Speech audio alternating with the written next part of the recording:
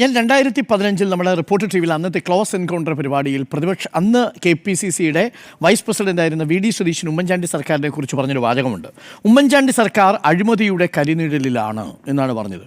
അന്ന് വലിയ പ്രതിരോധത്തിലാക്കി. അന്ന് കൊടിക്കുന്നിൽ സുരേഷിനെതിരെയൊക്കെ പിന്നീട് അദ്ദേഹം ബൈറ്റ് കൊടുക്കുന്നുണ്ട്. കൊടിക്കുന്നിൽ സുരേഷ് ഉമ്മൻചാണ്ടി വിരുദ്ധനാണ് എന്ന മട്ടിലുള്ള ബൈറ്റൊക്കെ അന്ന് ഈ VD സതീശൻ കൊടുക്കുന്നുണ്ട്. അന്ന് ഉമ്മൻചാണ്ടി സർക്കാരിനെ ഏറ്റവും കൂടുതൽ പ്രതിരോധത്തിലാക്കിയൊരു സ്റ്റേറ്റ്മെൻറ്റിലൊന്നായിരുന്നു അന്ന് VD സതീശൻ പറഞ്ഞ സ്റ്റേറ്റ്മെൻറ്റ്. അഴിമതിയുടെ കരിനിഴലിലാണെന്ന് സ്വന്തം മുന്നണിയിലെ പാർട്ടിയിലെ ഒരു MLA വന്ന് പറയുകയാണ്. നമ്മുടെ റിപ്പോർട്ടിലെ എൻകൗണ്ടർ അന്ന് നികേഷ് കുമാറിന് കൊടുത്ത അഭിമുഖത്തിൽ പറയുന്നൊരു വാചകം. അങ്ങനെ അത്രയും അപകടത്തിലാക്കുന്നൊരു സ്റ്റേറ്റ്മെൻറ്റ് ഉണ്ട് ഇതിലെന്ന് ഞാൻ വിശ്വസിക്കുന്നില്ല. മാത്രമല്ല മാധ്യമങ്ങളുടെ മുന്നിലല്ല കൊടുത്തത്, കടുംവെട്ട് ക്യാബിനറ്റ്. കടുംവെട്ട് ക്യാബിനറ്റ് എന്ന പദപ്രയോഗം ഇതൊക്കെ മാധ്യമങ്ങളുടെ മുന്നിൽ അന്ന് VD സതീശൻ കൊടുത്തിട്ടുണ്ട്. ഇതിപ്പോൾ ഏതെങ്കിലും ഒരു മാധ്യമങ്ങളുടെ മുന്നിൽ പോയി പാലോട് രവി കൊടുത്തതല്ല. പാലോട് രവി സ്വകാര്യമായിട്ട് പറഞ്ഞൊരു കാര്യം അത് പുറത്തു. അതെങ്ങനെ വാർത്തയായത്? ഇങ്ങനെ ഇതാണ് പാർട്ടിയുടെ അവസ്ഥ എന്ന് ജില്ലാധ്യക്ഷൻ പറയുന്നത് സ്വാഭാവികമായും നമ്മുടെ കയ്യിലൊരു ബൈറ്റായിട്ട് കിട്ടിയാൽ അത് വാർത്തയായിട്ട് തീരും. കാര്യം ജില്ലാധ്യക്ഷൻ്റെ കൺസേൺ ആണ്. ആ കൺസേൺ പറയുന്ന കാര്യങ്ങളിൽ മെറിറ്റുണ്ടോ എന്ന് നോക്കുന്നതിനും അപ്പുറം നിങ്ങൾ you are shooting the Messenger.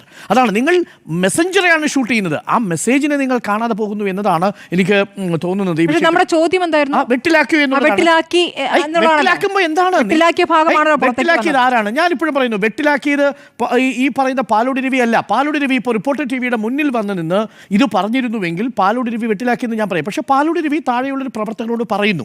അതിങ്ങനെ പറയണോ വേണ്ടയോ എന്നുള്ളത് പാർട്ടിക്കുള്ളിലെ ആഭ്യന്തര പ്രശ്നമാണ്. പക്ഷേ അത് പുറത്ത് ലീക്കാക്കുന്നതാണ് കോൺഗ്രസിനുള്ളിലെ ദൗർബല്യമായിട്ട് ഞാൻ ഏത് പാർട്ടിയായാലും ഒരു നടപടി എടുക്കുന്നത്. ഇപ്പോൾ ഞാൻ നോക്കട്ടെ, ഇപ്പോൾ CPM-ലെ ഒരു മുതിർന്ന നേതാവ്, നമ്മൾ എത്രയോ തവണ ചർച്ച ചെയ്തു, മാധ്യമങ്ങളുടെ മുന്നിലല്ലേ പറഞ്ഞത് ഇങ്ങനെ പോയാൽ, പാർട്ടി പ്രവർത്തകരോടല്ലേ പറഞ്ഞത് നിങ്ങൾക്ക് ഒരുപക്ഷെ അടുത്ത തെരഞ്ഞെടുപ്പിൽ മത്സരിക്കാൻ ഈനാം പേച്ചിയും മരപ്പെട്ടിയും ഒക്കെ ആകുമെന്ന് പറഞ്ഞതാരാ? AK ബാലനല്ലേ പറഞ്ഞത്. അത് പാർട്ടി പ്രവർത്തകരോട് അതെ, അത് തന്നെ. അത് പാർട്ടി പ്രവർത്തകരുടെ പാർട്ടി പ്രവർത്തകരെ ആവേശത്തിലാഴ്ത്താൻ വേണ്ടി പറയുന്ന കാര്യങ്ങളാണ്. അത് പാർട്ടി ഫോറത്തിനുള്ളിലും പാർട്ടി പ്രവർത്തകരോടുമാണ് പാലോട് രവി പറഞ്ഞത്. അതുകൊണ്ട് പാലോട് രവി പറഞ്ഞത് DCC പ്രസിഡന്റ് പറയേണ്ടതാണ്. ഭയങ്കര ആത്മബന്ധം ഉണ്ടാവും. ആ ആത്മബന്ധത്തിൽ പറയുന്നത് ഞാൻ വെർബാറ്റം വായിക്കാം. അതിലെവിടെയാണ് പാലോട് രവിയാണ് വെട്ടിലാക്കിയതെന്ന് പറയാൻ കിട്ടുക? ആ ശബ്ദരേഖ വെട്ടിലാക്കിയത് നമ്മൾ ജലീലാണ് വെട്ടിലാക്കിയത്. വെട്ടിലാക്കിയോ എന്നുള്ള ചോദ്യം. ആ ശബ്ദ സംഭാഷണം പാർട്ടിയെ വെട്ടിലാക്കുന്നത് എങ്ങനെയാണ്? അത് പുറത്തു വരുമ്പോഴാണ്. അത് കഴിഞ്ഞ ഏപ്രിൽ പുറത്തു വന്നതാണ്. ഏപ്രിൽ ഇവർ തമ്മിൽ നടത്തിയ സംഭാഷണം ഇപ്പോൾ പുറത്തു വരണമെങ്കിൽ ആ പാർട്ടിക്കുള്ളിൽ പാലോട് രവിക്കെതിരെ ഒരു വലിയ നീക്കം നടക്കുന്നുണ്ട്. പാലോട് രവിക്കെതിരെ നീക്കം നടക്കുന്ന വിഭാഗമാണിത് പുറത്തുവിട്ടത്. അപ്പൊ വെട്ടിലാക്കിയതാരാ? പാലോട് രവിയാണോ? പാലോട് രവിക്കെതിരെ നീക്കം നടത്തിയവരാണോ? പാലോട് രവിക്കെതിരെ നീക്കം നടത്തിയവരാ? അവരാണ്. ഡോക്ടർ അരുൺ, ഇതിനകത്ത് കൃത്യമായിട്ടുള്ള കോൺസ്പിറസി ഉണ്ട്. കാരണം വിളിച്ച പരിപാടി എന്താണ് എന്നുള്ളത് നോക്കിക്കഴിഞ്ഞാൽ തലേക്കുന്നിൽ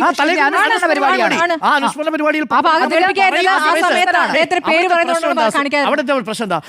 സ്മൃതി, പുല്ലമ്പാറ പഞ്ചായത്തിലെ ഒരു പ്രശ്നമാണ് യഥാർത്ഥത്തിൽ അവർ ചർച്ച ചെയ്യുന്നത്. ആ ചർച്ച ചെയ്യുന്ന കൂട്ടത്തിൽ ആ പഞ്ചായത്തിലുള്ള ഒരു പ്രശ്നത്തെ മൊത്തം സംസ്ഥാനത്തിൽ ഒരു പ്രശ്നമായിട്ട് പാലോട് രവി പറയുകയാണ്. സുഹൃത്തെ, ഇങ്ങനെ പോയാൽ നമ്മുടെ പാർട്ടി താഴേക്ക് പോകും എന്ന് പറയുകയാണ്. മൂക്കും കുത്തി താഴെ വീഴും എന്നാണ് പറയുന്നത്. ഞാൻ ആ വെർബാറ്റം പറയാം. ഒരു കുടുംബ സംഗമത്തെക്കുറിച്ചാണ് പറഞ്ഞു തുടങ്ങുന്നത് ഈ ജലീൽ പുല്ലമ്പാറ. ഈ സമയത്തിന് നോട്ടീസ് അടിച്ച് സ്ഥാനാർത്ഥികളുമായിട്ട് പോയാൽ വോട്ട് കേരളത്തിലെ ആളുകൾ ചെയ്യൂല എന്നുള്ളതാണ്. ശരിയാണ്, അതിനൊരു മുന്നൊരുക്കം വേണം. പാലോട് രവി രാജിവെക്കേണ്ടത് ഈ സ്റ്റേറ്റ്മെൻറ്റിന് വേണ്ടിയാണോ? എന്നിട്ട് പറയുന്നു വീട്ടുകാരുമായിട്ട് സമ്പർക്കം പുലർത്തണം, വീട്ടുകാരുമായി അടുപ്പം പുലർത്തണം, വീട്ടുകാരുമായിട്ട് പോയി സംസാരിച്ച് അവരുടെ കാര്യങ്ങൾ കേട്ട് അവരുടെ അഭിപ്രായങ്ങൾ ആരാഞ്ഞ് ഒരു തവണയല്ല പലതവണ സന്ദർശനം നടത്തി വാർഡ് തലത്തിൽ നിങ്ങൾ ജനങ്ങളുമായിട്ട് സമ്പർക്കമുണ്ടാക്കി ബന്ധം സ്ഥാപിക്കണം എന്നാണ് പാലോട് രവി പറയുന്നത്. എന്നിട്ട് പറയുന്നു അങ്ങനെ സ്ഥാപിക്കാൻ പറ്റിയ ആളുകൾ 10% ഉള്ളൂ. അത് റിയാലിറ്റിയാണ്. അത് കോൺഗ്രസിന്റെ റിയാലിറ്റിയാണെന്നേ. ഇപ്പം നിങ്ങൾ CPM-ഉമായിട്ടോ ഒരു പരിധി അത് തന്നെയാണ് PJ കുര്യൻ പറഞ്ഞത്. നിങ്ങൾ SFI പ്രവർത്തകരെ നോക്കൂ, അവർ സമരങ്ങൾ ചെയ്യുന്ന കാണുന്നില്ലേ? എന്നാൽ അതേസമയം യൂത്ത് കോൺഗ്രസിന്റെ പ്രവർത്തകരിൽ പലരും, ചിലരൊക്കെ പുറത്ത് നമ്മൾ കാണാറുണ്ട്, ചിലരൊക്കെ റീലിട്ട് കളിക്കുകയും ചെയ്യുന്നുണ്ട്. അത് അവിടെ നിൽക്കുന്നു. നോക്കൂ, എല്ലാ നേതാക്കളും ഇത് തന്നെയാണ് പറയുന്നത്. ഇതിനകത്ത് പാലോട് രവി പറയുമ്പോൾ മാത്രം ഒരു വലിയ രീതിയിൽ പാലോട് രവിക്കെതിരെ പടയൊരുക്കം നടക്കണമെങ്കിൽ തീർച്ചയായിട്ടും അത് ഒരു കോൺസ്പിരസി പാലോട് രവിക്കെതിരെ ഉണ്ട് എന്നാണ്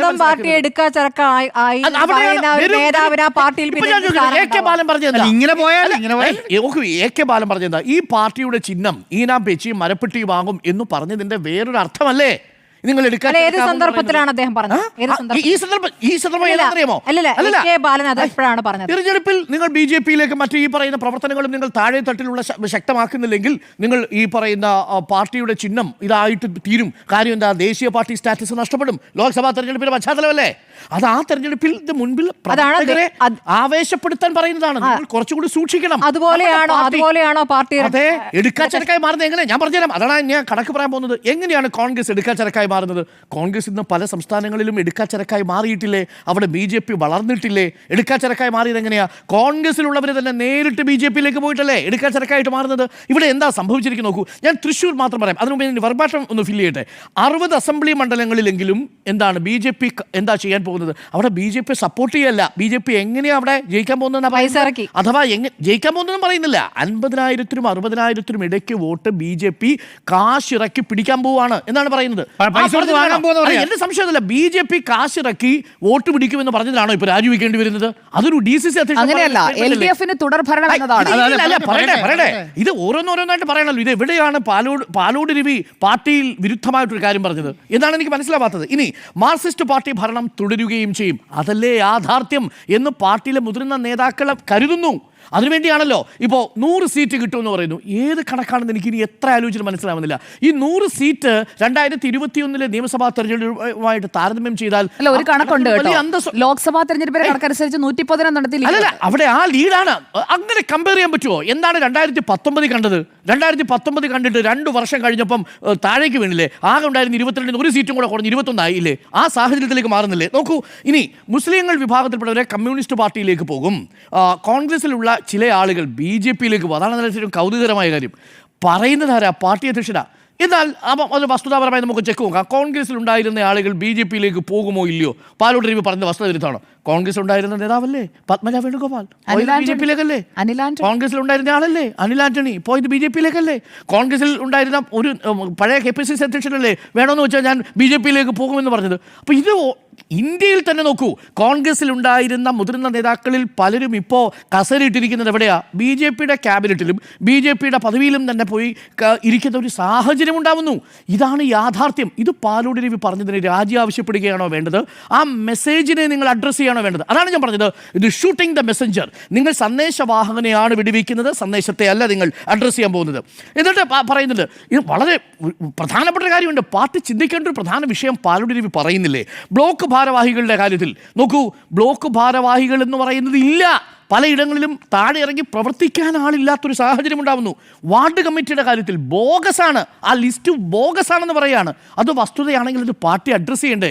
അത് പറഞ്ഞ പാർട്ടി അധ്യക്ഷനെ പുറത്താക്കണോ എന്നുള്ളതാണ്. അവിടെയാണ് നേരത്തെ പറഞ്ഞത്, നാട്ടിലിറങ്ങി പ്രവർത്തിക്കാൻ, കാര്യങ്ങളൊക്കെ ജനങ്ങളോട് നേരാവണ്ണം സംസാരിക്കാൻ 10% സ്ഥലങ്ങളിൽ മാത്രമേ പ്രവർത്തകരുള്ളൂ. ഇതാണ് ഈ പാർട്ടിയുടെ അവസ്ഥ.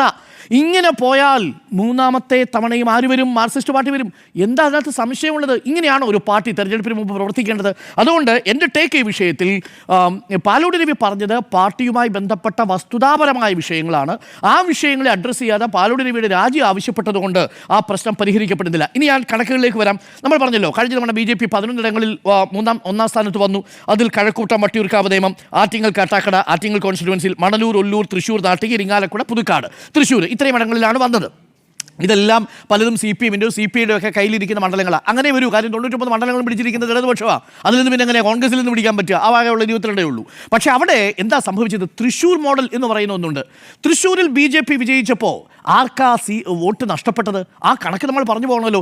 ഇതാണ് യഥാർത്ഥത്തിൽ വരാൻ പോകുന്ന നിയമസഭാ തെരഞ്ഞെടുപ്പിലും 50,000 60,000 വോട്ടുകൾ BJP പിടിക്കുകയാണെങ്കിൽ അത് ആരുടെ പോക്കറ്റിൽ നിന്ന് പോകുമെന്നതിൻ്റെ എക്സാമ്പിളാണ്, ക്ലാസിക് എക്സാമ്പിളാണ് തൃശ്ശൂർ. തൃശ്ശൂരിൽ എത്ര ഭൂരിപക്ഷം? 74,000 ആയിരുന്നല്ലോ ഭൂരിപക്ഷം, അല്ലേ? ആ 74,000 ഭൂരിപക്ഷം കിട്ടിയപ്പോൾ കോൺഗ്രസിലുണ്ടായിരുന്ന വോട്ടിൽ എത്രയാണ് കുറഞ്ഞത്? 87,000 വോട്ടാണ് കുറഞ്ഞത് കോൺഗ്രസിൻ്റെ പക്കൽ നിന്ന്. കണക്ക് നമ്മുടെ മുന്നിലുണ്ടല്ലോ. തൃശ്ശൂരിൽ 4,15,000 ആയിരുന്നു TN പ്രതാപൻ ഉണ്ടായിരുന്നത്. K മുരളീധരൻ മത്സരിക്കാൻ വന്നപ്പോൾ അത് 3,22,000 ചുരുങ്ങി. ഒന്ന് ആലോചിച്ച് നോക്കണം. അതേസമയം CPI-യുടെ സ്ഥാനാർത്ഥി രാജാജി മത്സരിക്കുന്ന സമയത്തുണ്ടായിരുന്നത് 3,21,000 ആയിരുന്നു. VS സുനിൽകുമാർ മത്സരിക്കാൻ വരുമ്പോൾ അത് 3,37,000 ഉയർന്നു. അതായത് ഇടതുപക്ഷത്തിൻ്റെ വോട്ട് തൃശ്ശൂർ മണ്ഡലത്തിൽ 16,000 വോട്ട് കൂടി, കോൺഗ്രസിൻ്റെ വോട്ട് 87,000 കുറഞ്ഞു. ഭൂരിപക്ഷം ആരുടെ കൂടി? BJP-യുടെ കൂടി. എന്ന് പറഞ്ഞാൽ BJP പിടിക്കുന്ന വോട്ടിലെ സിംഹഭാഗവും പോകുന്നത് കോൺഗ്രസിൻ്റെ പോക്കറ്റിൽ നിന്നാണ്. അതാണ് പാലോട് രവി പറഞ്ഞത്. അപ്പോൾ 60 മണ്ഡലങ്ങളിൽ BJP 50,000 മുതൽ 60,000 വരെ വോട്ട് പിടിക്കുകയാണെങ്കിൽ വിജയിക്കുമെന്ന് അദ്ദേഹം പറഞ്ഞിട്ടില്ല കേട്ടോ. എന്താണ് അവർ ചെയ്യാൻ പോകുന്നത്? 50,000 മുതൽ 60,000 വരെ വോട്ട് പിടിക്കുകയാണെങ്കിൽ ആ വോട്ട് ആരിൽ നിന്ന് ചോർന്നു പോകുന്നു എന്നുള്ളത് വളരെ കൃത്യമായിട്ട് പാലോട് രവി പറഞ്ഞത്. അങ്ങനെ വന്നാൽ VD സതീശൻ പറയുന്ന 100 പോയിട്ട് ഇപ്പോഴുള്ള 22. ഡോക്ടർ അരുൺ, ഞാൻ ചോദിക്കട്ടെ, പാലോട് രവിയുടെ കണക്കിലെ 50 മുതൽ 60,000 വരെയുള്ളൂ. വിജയിക്കാനുള്ള പണി BJPയും എടുക്കും. അല്ല, ആ പണി എന്താണെന്നുള്ളത് നമുക്ക് കാണാം. നേമത്ത് ആ പണി എടുത്തതാണല്ലോ. ഒടുവിലുള്ള അക്കൗണ്ട് പൂട്ടിയിട്ടല്ലേ പോയത്. അതേപോലെ അക്കൗണ്ട് ഓപ്പൺ ചെയ്തൊക്കെ വെടുപ്പാക്കി പൂട്ടാനൊക്കെ ഉള്ള നേതാക്കൾ ഈ 50,000 60,000 വോട്ടൊന്നും കിട്ടിയാലൊന്നും അല്ലെങ്കിൽ ഈ പാർട്ടിക്ക് ജയിക്കാൻ കഴിയില്ല. ഇപ്പൊ നേമം, കഴക്കൂട്ടം, വട്ടിയൂർക്കാവ്, ഇതാണല്ലോ സമയമുണ്ടല്ലോ. നിയമം നേമത്ത് എന്തായാലും പാലോട് രവി പറഞ്ഞതുപോലെ 10% മാത്രമല്ല 100% ഇടങ്ങളിലും പ്രവർത്തകരൊക്കെ പണ്ടുകൊണ്ടെന്നേ. നേമത്ത് എന്താ പ്രവർത്തകരില്ലാഞ്ഞിട്ടാണോ അക്കൗണ്ട് പൂട്ടിയത്? അത് സംയുക്ത ഓപ്പറേഷൻ ആയിരുന്നു ഇന്ത്യ മുന്നണിയുടെ. പിന്നെ അടുത്ത തവണ ഇന്ത്യ മുന്നണി അങ്ങ് പിരിച്ചുവിട്ടാ. അങ്ങനെയൊക്കെയാണെങ്കിൽ നോക്കൂ, ഇവിടെ വർഗീയ ശക്തികൾ വരാൻ വോട്ട് നേടുന്നു എന്നുള്ള ഒരു സാഹചര്യം വന്നാൽ കേരളത്തിലെ മനുഷ്യരൊന്നിക്കും. അത് കേരളത്തിലെ ഒരു അതൊക്കെ ഉണ്ടാവുന്നേ.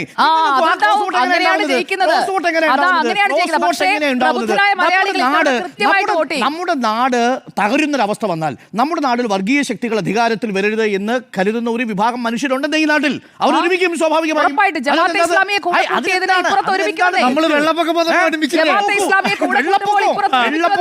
ഒരു സുനാമി വരുന്നു എന്ന് പറഞ്ഞു കഴിഞ്ഞാൽ വെള്ളപ്പൊക്കം വരുന്നു എന്ന് പറഞ്ഞാൽ ആരോ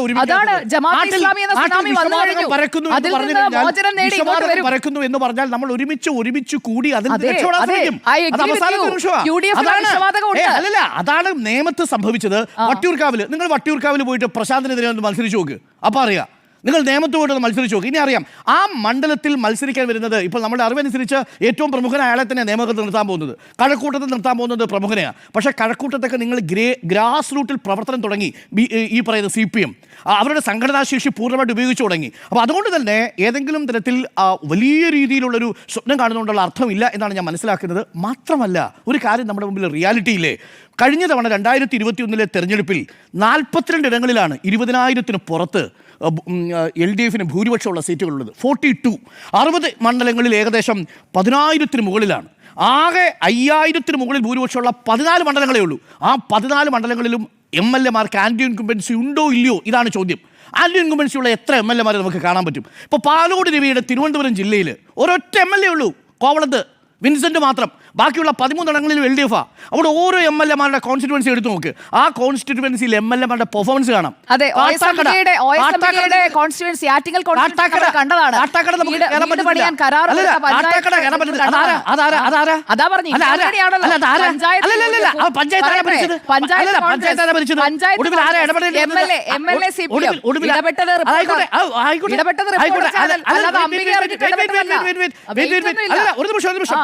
ലൈഫിൽ പദ്ധതി അനുവദിക്കുന്നത്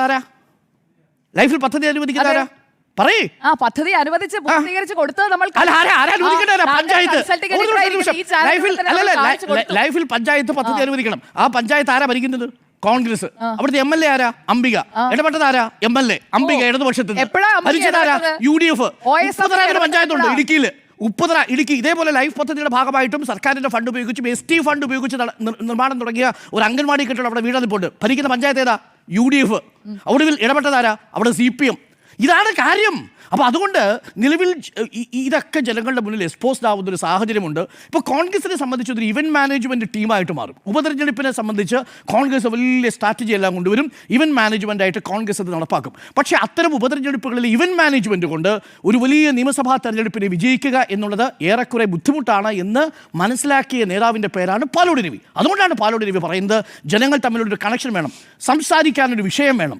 എന്ത് വിഷയമാണ് മുന്നോട്ട് വയ്ക്കുന്നത്? ഞാൻ നിശ്ചയമായും പറയുന്നു, കോൺഗ്രസ് എല്ലാ കാലത്തും അധികാരത്തിൽ വന്നിരിക്കുന്നത് ആൻറ്റി ഇൻകുംബൻസിയുടെ തരംഗത്തിലാണ്. ഒരു ആൻറ്റി ഇൻകുംബൻസി വികാരം അവിടെ ഉണ്ടെങ്കിൽ കോൺഗ്രസിന് അവിടെ അധികാരത്തിൽ വരാൻ പറ്റും. പക്ഷേ അതിനോടൊപ്പം കോൺഗ്രസിന് പറയാനൊരാളും പറയാനൊരു സന്ദേശവും വേണം. ഇവിടെ പറയാനൊരാളാര് എന്നതാണല്ലോ പ്രധാനപ്പെട്ട ചോദ്യം. ആ ആളിനെ കണ്ടുവരണം. മാൻ വേണം, ഒരു മെസ്സേജ് വേണം, ഒരു മെഷീനറി വേണം. മെഷീനറിയുടെ അവസ്ഥയാണ് പാലോട് രവി പറഞ്ഞത്. മാനിന്റെ അവസ്ഥ ഇപ്പൊ തർക്കമാണ്. എന്നോടൊരു പിന്നെ മെസ്സേജ് ഇല്ല. അല്ല, ഒരു ഘടകകക്ഷി നേതാവ് പിന്നെ കഴിഞ്ഞ പ്രാവശ്യം മത്സരിച്ച ഘടകകക്ഷി നേതാവാണ്. ഇപ്രാവശ്യം മത്സരിക്കാൻ വേണ്ടിയിട്ട് തയ്യാറെടുപ്പ് നടത്തിക്കൊള്ളാൻ പറഞ്ഞു. അപ്പോൾ അവരോട് പറഞ്ഞു ഈ ബൂത്ത് പ്രസിഡന്റുമാരുടെ നമ്പർ ഒന്ന് തരണം കേട്ടോ. അപ്പം പുതിയ ബൂത്ത് പ്രസിഡന്റുമാരുടെ നമ്പറാണ്. അപ്പോൾ ഏകദേശം 270ഓളം ബൂത്ത് പ്രസിഡന്റുമാരുടെ നമ്പർ DCC അയച്ചു കൊടുത്തു. അങ്ങനെ ഈ മത്സരിക്കുന്ന ആൾക്കാർ ഓരോ ബൂത്ത് പ്രസിഡന്റുമാരെ വിളിക്കുകയാണ്. അപ്പോൾ ഓരോ ബൂത്ത് പ്രസിഡന്റുമാരെ ഫോൺ എടുത്തിട്ട് പറയാണ്, നിങ്ങൾക്ക് ആരാ ഈ നമ്പർ പ്രസിഡന്റുമാരുടെ ലിസ്റ്റ് ബോഗസ് ആണ്. ആരാ ചലിപ്പിക്കേണ്ടത്? എന്നോട് നേരിട്ട് ഈ മത്സരിക്കാൻ പോകുന്ന സ്ഥാനാർത്ഥി പറയുന്നതാണ്. BJPയുടെ CPM-ന്റെ വാർഡ് തലത്തിൽ പ്രവർത്തിക്കുന്ന ആളുകൾ എനിക്ക് നേരിട്ടറിയാം.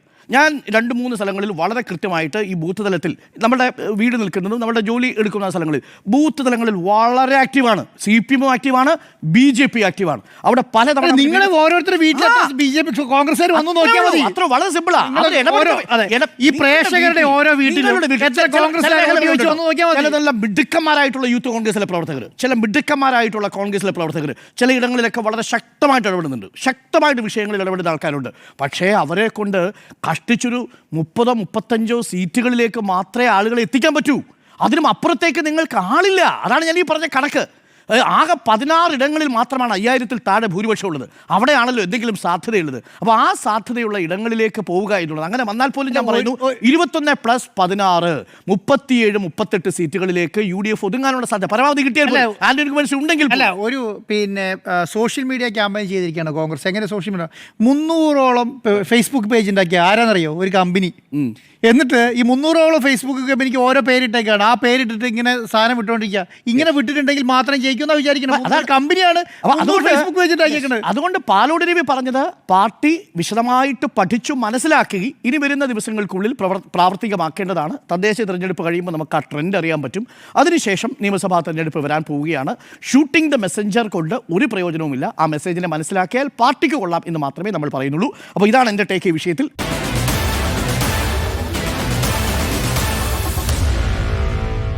Meet the editors.